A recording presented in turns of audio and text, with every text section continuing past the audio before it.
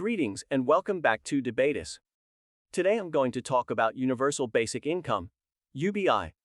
I will cover a basic discussion of UBI, the current interest related to the rise of AI, the advantages of adoption, some of the specific policy proposals that have been advanced, the disadvantages of adoption, and then different counterplans and critiques. Recently, there has been a resurgence of interest in UBI because of the amazing progress we've seen in AI in the last few months, which many people say will at least cause a temporary rise in unemployment, as millions of workers could potentially lose their jobs, and it will take a bit of time to create new ones. There are varying predictions about the number of jobs that will be lost due to artificial intelligence, but according to a report by Goldman Sachs, 300 million jobs could be lost or diminished by this fast-growing technology. Another source states that 375 million jobs are expected to vanish by 2030 due to automation. Some examples of jobs that may be lost due to artificial intelligence, including translators, video editors, data entry operators, journalists, call center workers, bank tellers and cashiers and delivery boys. Additionally, sectors such as office administrative support, legal, architecture and engineering, business and financial operations, management, sales, healthcare, and art and design may also be impacted by automation. Although some argue this will create new jobs, that is uncertain. And, at the very least, it would take a considerable amount of time for these new jobs to be created, as they haven't even yet been invented. Elon Musk, the CEO of SpaceX and Tesla, spoke about UBI at the World Government Summit in Dubai. Musk said that due to the mass disruption in employment caused by automation, I don't think we're going to have a choice. I think it's going to be necessary. There will be fewer and fewer jobs that a robot cannot do better. Sam Altman, the CEO of OpenAI, the business that developed Chat, is funding a UBI pilot program in Oakland, California, in part because Star Trek inspired him. He agrees with the policy because he knows that the tech industry's push for automation will make UBI necessary. I will talk more about this later. For now, just note that this is currently a very hot topic, and that it is something easy for you to research. Before we go into more pros and cons, however, let's talk in more detail about what a universal basic income is. It is a bit tricky to talk about it, because a truly universal basic income, where one receives payment regardless of their current income, has not been tried anywhere. Finland conducted a 2-year basic income experiment from 2017 to 2018, where 2,000 unemployed Finns were given a monthly flat payment of €560, around $630. The aim was to see if a guaranteed safety net would help people find jobs and support them if they had to take on insecure gig economy work. While employment levels did not improve, participants said they felt happier and less stressed. Canada has also experimented with UBI. In Ontario, a pilot project was launched in 2017 that provided 4,000 low-income citizens with a basic income of up to $13,000 per year for a single person, and around $18,000 per year for a couple. However, the newly elected government cancelled the pilot in 2018 before it had even finished. In Kenya, the charity Give Directly has been running a 12-year basic income experiment since 2016 that provides more than 20,000 people in rural villages with a guaranteed income of around $22 per month. In India, a basic income pilot project was conducted in the state of Madhya Pradesh from 2011 to 2013. The pilot provided over 6,000 individuals in 8 villages with a monthly payment of $3 for each adult and $2 for each child. An evaluation of the pilot showed that it led to improvements in living conditions, nutrition, health, schooling, and economic activity. Each of these experiments had unique features that made it effective in its own way. In Finland, the basic income led to improvements in well-being. In Ontario, Canada, the basic income provided financial stability to low-income citizens. In Kenya, the basic income has provided a steady source of income to rural villagers. In Madhya Pradesh, India, the basic income led to improvements in living conditions and economic activity. There have been several universal basic income (UBI) programs tried in the United States. For example, the city of Stockton, California, launched a basic income program called the Stockton Economic Empowerment Demonstration (SEED) in 2019 that provided low-income residents with hundreds of dollars a month. The program has been considered a model for other cities that have followed in its footsteps. SEED says that the participants' job prospects, financial stability, and overall well-being all got better. Other cities and states have also launched UBI programs. For example, Forbes lists 9 big UBI cash transfer programs in the U.S., including California's Compton Pledge, Colorado's Denver Basic Income Project, Florida's Just Income Gainesville, Georgia's In Her Hands, Illinois' Chicago Resilient Communities Pilot, Louisiana's Shreveport Guaranteed Income Program, New Jersey's Newark Movement for Economic Equity, and New York's The Bridge Project too. One example of a universal basic income (UBI) program is one where everyone gets the same minimum income regardless of any additional income they may have. For example, Alaska has a program called the Permanent Fund Dividend that has been in place since 1982. All eligible Alaskans, no matter how much money they make, get an annual payment from the program. The amount of the payment varies from year to year based on the performance of the Alaska Permanent Fund, but it is typically between $1,000 and $2,000 per year. It is significant to note that only a small amount, roughly $150 per month, of oil revenue supports this program. I began the lecture by outlining one of the most well-liked justifications for a UBI, providing a safety net for people whose jobs are at risk due to generative AI. It's important to give people this lifeline because unemployment can have a lot of negative effects on people and on society as a whole. People who are unemployed may have less money coming in, which can make it hard for them to pay for things like food and rent. Being unemployed is also a highly stressful situation, so it may cause stress-related health issues such as headaches, high blood pressure, diabetes, heart disease, back pain, and insomnia. These health issues often result in increased visits to the doctor and increased use of medication to manage the health conditions. The longer a person is unemployed, the more likely they are to experience potential negative effects and contribute to the multiplier effect that unemployment has on the community. Unemployment may lead to an increase in social unrest and tension. It can also make the economy worse by making the unemployed more dependent on the people who do have jobs. Beyond providing a safety net, a UBI can promote freedom. There are 4 ways a UBI can promote freedom. 1. Economic freedom.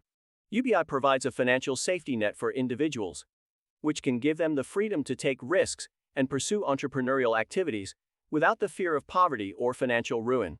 This can enable people to choose jobs that align with their interests and passions, rather than being forced to work for a living. 2. Social freedom. UBI can give people more control over their lives by reducing their dependence on employers and other institutions. This can enable them to make choices based on their personal preferences rather than external pressures, such as the need to earn a living or meet certain societal expectations. 3. Political freedom. UBI can increase political freedom by reducing the influence of wealthy donors and corporations on political campaigns and policymaking. This is because individuals would be less reliant on these institutions for their livelihoods and more able to make choices based on their own values and beliefs. 4. Dignity. UBI can promote dignity in multiple ways. UBI can provide individuals with a stable source of income, which can help them meet their basic needs and live with dignity. It can help reduce the stress and anxiety that come with living in poverty and let people focus on their own growth, health, and well-being. It can also reduce the stigma associated with receiving social welfare benefits. Unlike traditional welfare programs, UBI doesn't look at a person's income or need to decide if they should get it. This can help reduce the shame that comes with being poor and make it easier for people to get help without feeling ashamed or left out. It can also give UBI that recognizes and values unpaid work, like caregiving, volunteering, and community work, which is often done by women and people from marginalized groups. By giving everyone a regular income, UBI can help people see how important their contributions are and promote social inclusion. Finally, UBI can promote individual autonomy and agency by giving people the freedom to make choices about their lives without being forced to depend on others for financial support. This can help people reach their goals and aspirations, improve their skills, and make meaningful contributions to society. UBI can also promote gender equality. UBI has the potential to promote gender equality in several ways. Reducing the pay gap between men and women. UBI could help reduce the pay gap between men and women by giving everyone, regardless of gender or employment status, a basic level of financial security. This could help to reduce the reliance of women on low-wage jobs, which are typically associated with a higher risk of poverty. Supporting unpaid care work. Women often bear a disproportionate burden of unpaid care work, such as childcare and elder care. UBI could provide a financial cushion for women who may need to take time off work to care for family members, which could help reduce the gender gap in unpaid care work. Getting more people to start their own businesses. UBI could give women the money they need to start their own businesses or do other entrepreneurial things. This could help to reduce the gender gap in entrepreneurship and provide women with greater economic independence. Reducing domestic violence. Domestic violence affects women more than men, which can hurt their chances of getting a job and make them poor. UBI could give women a financial safety net that could help them leave abusive relationships and work toward becoming financially independent. Reducing the poverty gap. Women are more likely than men to live in poverty, particularly women of color and women with disabilities. UBI could help to reduce the poverty gap between men and women, which could promote gender equality and reduce social and economic disparities. There are multiple ways UBI can foster innovation. It can encourage people to start their own businesses by giving them a safety net that lets them take risks and start their own businesses without worrying about going broke or living in poverty. This can lead to the creation of new businesses, products, and services, which can drive economic growth and innovation. Mark Zuckerberg, the CEO of Facebook, told the audience for his speech at the Harvard commencement ceremony that he favors UBI as a driver of innovation. We should explore ideas like universal basic income to make sure that everyone has a cushion to try new ideas, he said as part of his speech. It can give people the chance to invest in their education and training, which can help them improve their skills and knowledge and open up new career options. This can lead to the creation of new technologies, scientific discoveries, and creative works that can benefit society as a whole. It can give people the freedom to explore their creative potential and go after ideas that are different or risky. This can lead to new works of art, cultural products, and social innovations that can make society better and help it move forward.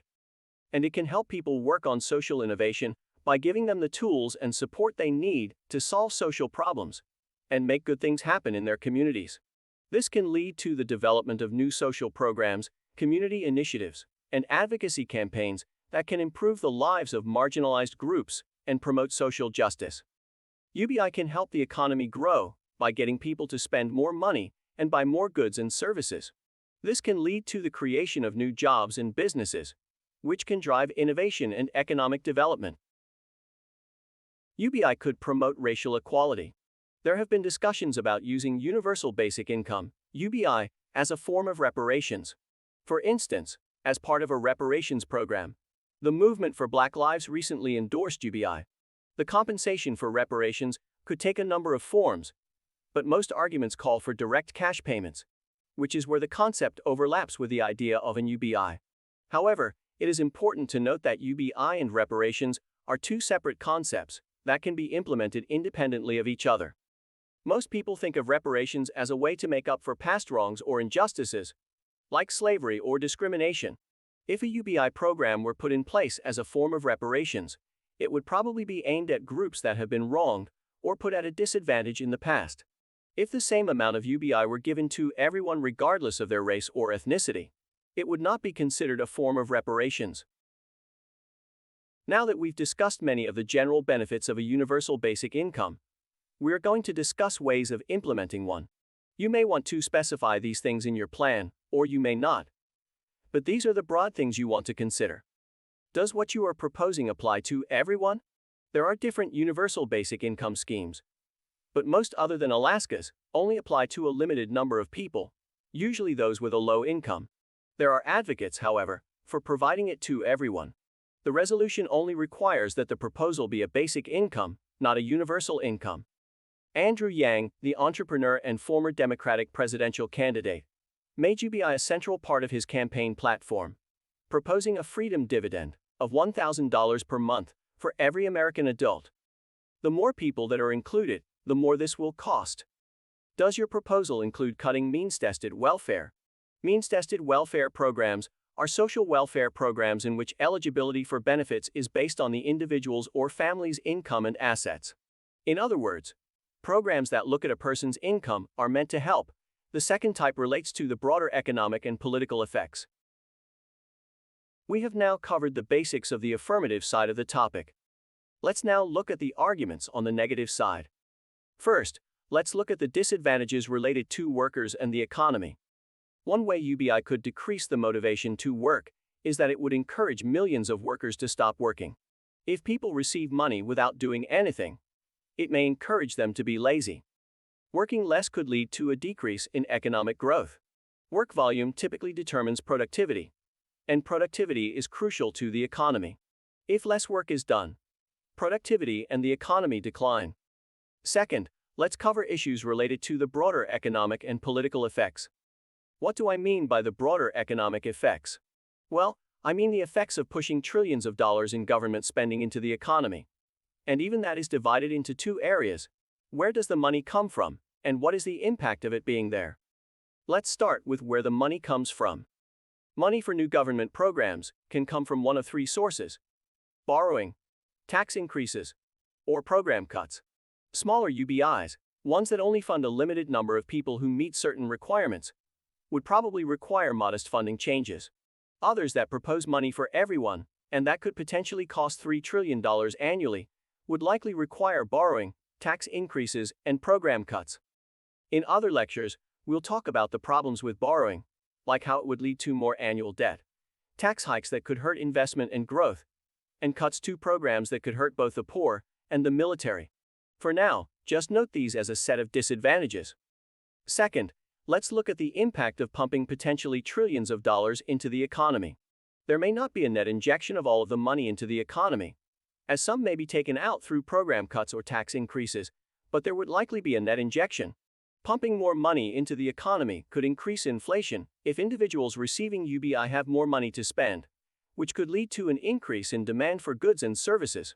If production capacity does not increase at the same rate, the result could be a rise in prices, as suppliers are unable to keep up with demand. A second set of disadvantages concerns the political consequences. Putting a new policy into place can take a lot of political capital, which is the money and support that politicians and policymakers have at their disposal. The political disadvantage argument argues that implementing a UBI could use up political capital that would be better spent on other policy priorities. This opposition is likely to emerge from many corners. First, fiscal conservatives. Fiscal conservatives are concerned about the potential cost of implementing a UBI. They argue that providing a regular income to all individuals would be too expensive and could lead to a significant increase in government spending, deficits, and debt.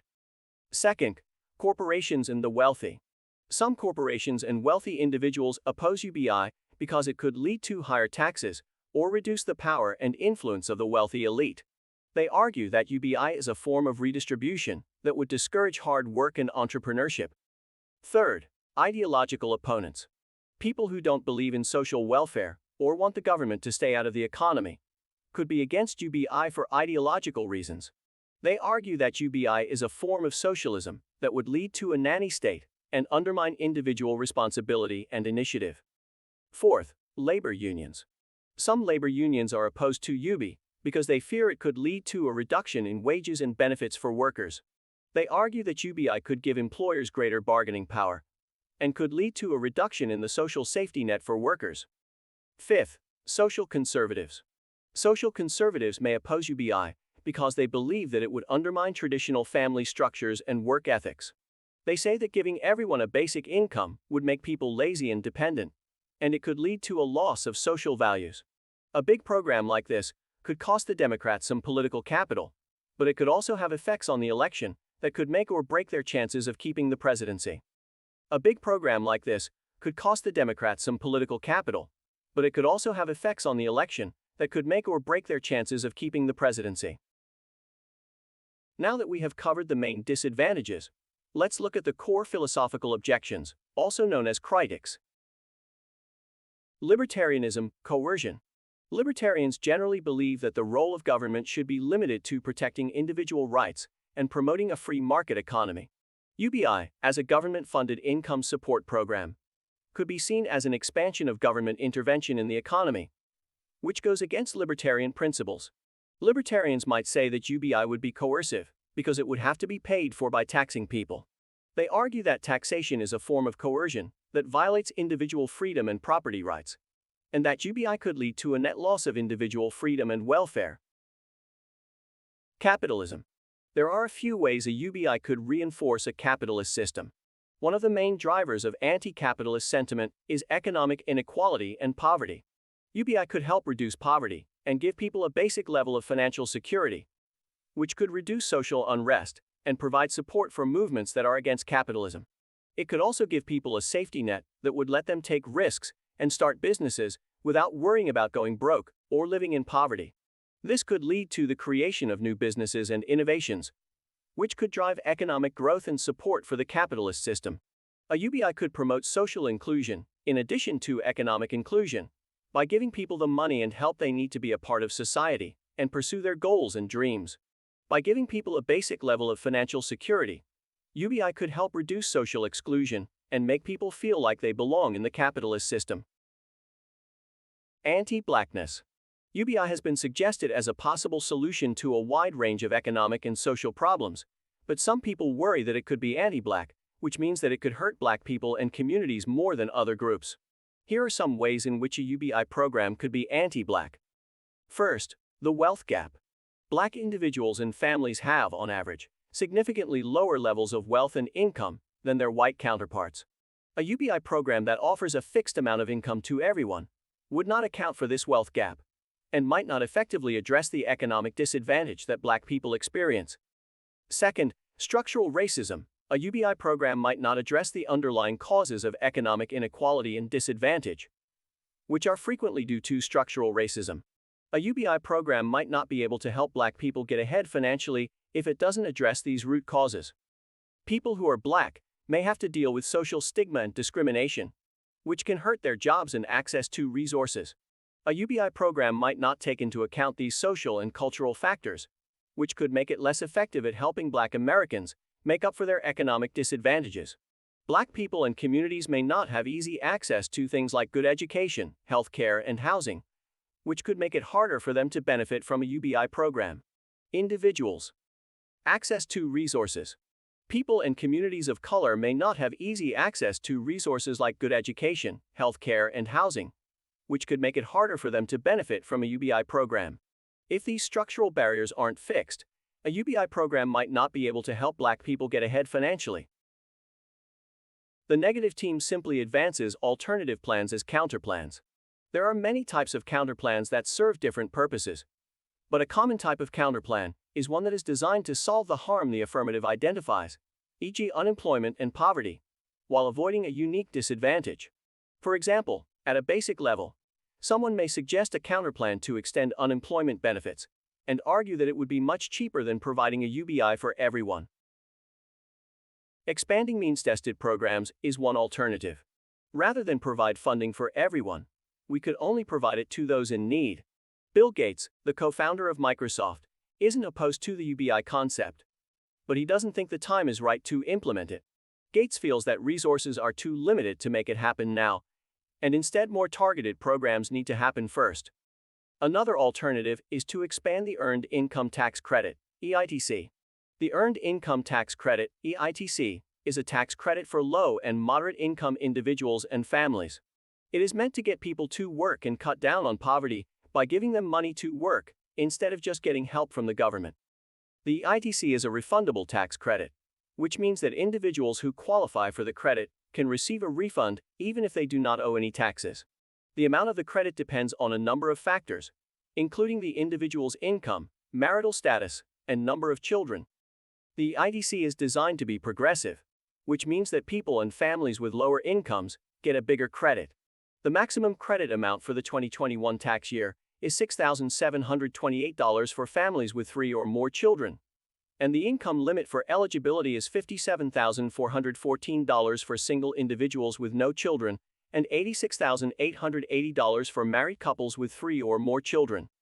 People have said that the EITC does a good job of reducing poverty and getting people to work, especially low-wage workers. Studies have shown that the EITC has led to increased employment and earnings, as well as improvements in health outcomes and educational attainment for children in low-income families. Hillary Clinton, the former First Lady and U.S. presidential candidate, said of UBI that she was not ready to go there, but instead favored expanding the Earned Income Tax Credit. Minimum wage increases are another strong alternative. Minimum wage laws require employers to pay a minimum wage to their workers. The goal of minimum wage laws is to ensure that workers are paid a fair wage and to reduce poverty among low-wage workers. Guaranteed jobs. A guaranteed jobs program would provide a job to anyone who wants one, regardless of their qualifications or work history.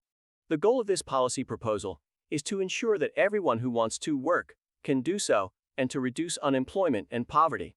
This was a recent LD topic, and we will be making those arguments available. Guaranteed income. On a related note, others argue that everyone should receive a guaranteed income. This could be drawn from an employer, the government, or a combination of the two. It is one of the other suggested novice cases. Universal Basic Services. Universal Basic Services, UBS, are policies that make sure everyone in a country has access to basic services like healthcare, education, and housing. The goal of UBS is to make sure that everyone has access to basic needs and to reduce poverty and inequality. There is also the tried and true policy debate, states versus the federal government. The state's counterplan just has the state governments make the policy and put it into action. This way, the bad things about the federal government acting, like politics and elections disadvantages, are avoided. This will likely be one of the most popular counterarguments on the topic and will be discussed separately. One thing I encourage all debaters to think about is what an artificial intelligence world means for a UBI. And I'll just plant two seeds there. 1. If there will be mass unemployment as a result of AI advances. The argument that UBI discourages work doesn't apply because there is no work to discourage one from engaging in. Goldman Sachs predicted that 18% of work globally could be computerized, with the effects felt more deeply in advanced economies than emerging markets. White-collar workers are seen to be more at risk than manual laborers. Administrative workers and lawyers are expected to be most affected. That's partly because white-collar workers are seen to be more at risk than manual laborers. Administrative workers and lawyers are expected to be most affected, the economist said. 2. If AI can generate generative AI products and services very quickly and at no cost, inflation should not result, as there will be no increase in demand that cannot be met. Anyhow, those are just a couple things to get you thinking about how a UBI may work in an AI world. In conclusion, UBI is one of the core novice case areas, and there is a reasonable chance it will become a core varsity case area. And regardless of whether or not it becomes a core area, the issues discussed within the UBI literature are core issues on the debate topic, and any cards you cut from the literature base will be relevant to many of your debates.